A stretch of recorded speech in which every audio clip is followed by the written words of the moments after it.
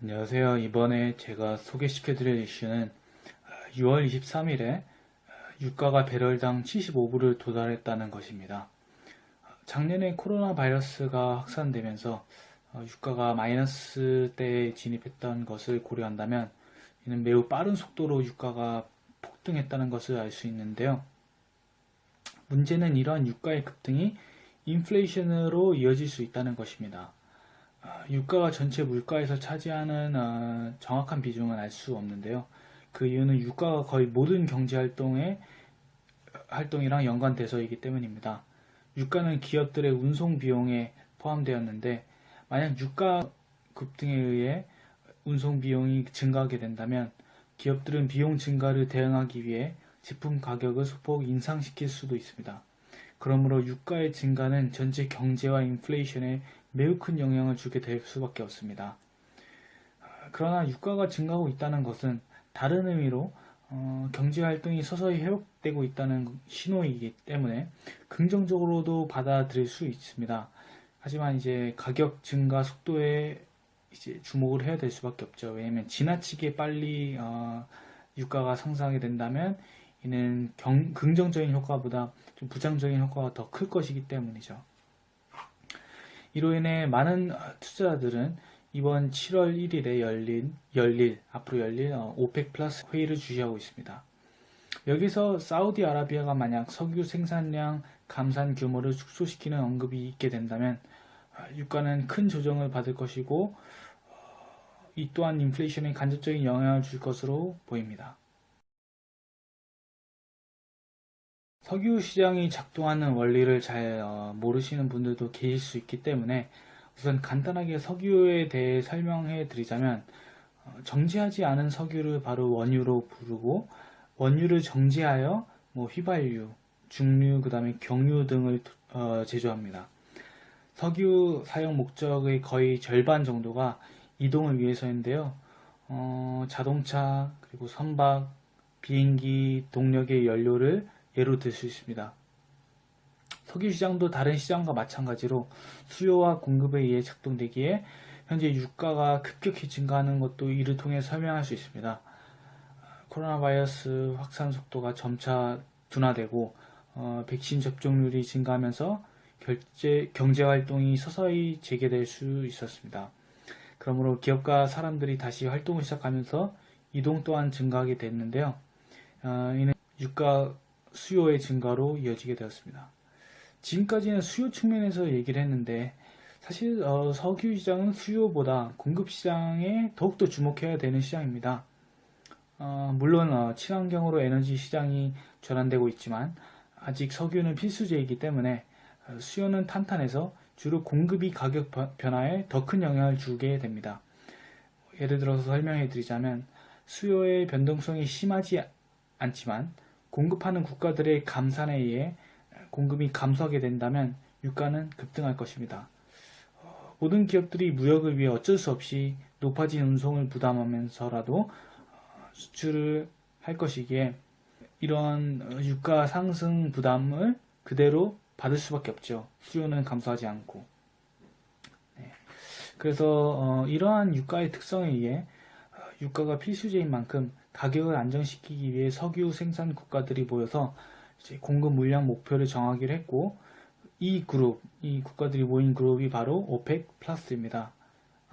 전 세계에서 석유 자원이 가장 풍부하고 가장 많이 공급하는 사우디아라비아, 아랍에미레이트, 그 다음에 이라크와 같은 중동 국가들과 러시아가 이 그룹에 포함되어 있는데요. 참고로 미국은 오펙 플러스에 포함되어 있지 않다는 것을 알아야 됩니다.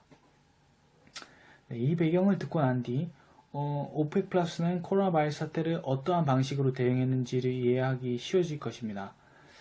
코로나 바이러스 사태에 의해 각국에서 확산을 방지하기 위해 봉쇄 조치가 도입됐으며 전체 이동이 완전히 얼었습니다.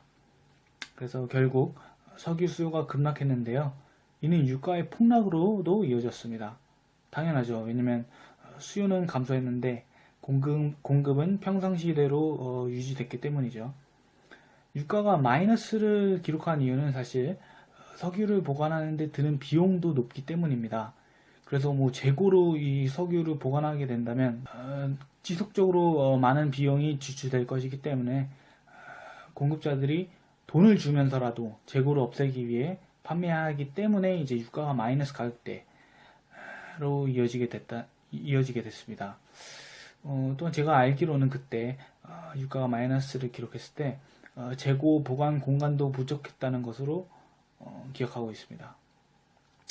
아무튼 그러므로 가격 안정을 위해 오펙 플러스 회의에서 석유 생산 규모의 감산 결정을 내리게 됐고 이로 인해 석유 공급이 감소하자 유가가 다시 안정될 수 있었습니다.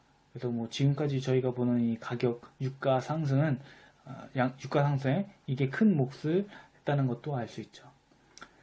지금까지도 감산 정책을 이어가고 있는데요.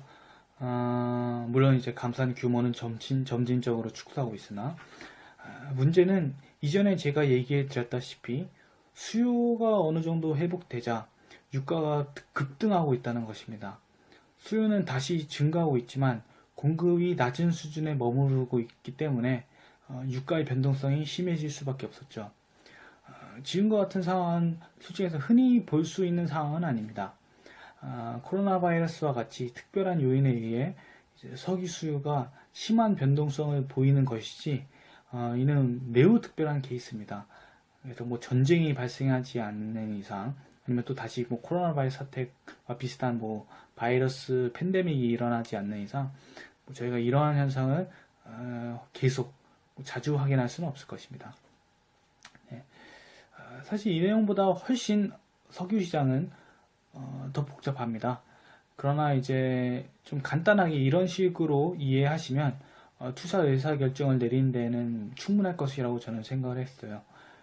그래서 뭐 제가 나중에 추후에 기회가 주어진다면 더 구체적으로 석유 시장의 이제 뭐 흥미진진한 경쟁 구도에 대해 설명을 해드리겠습니다.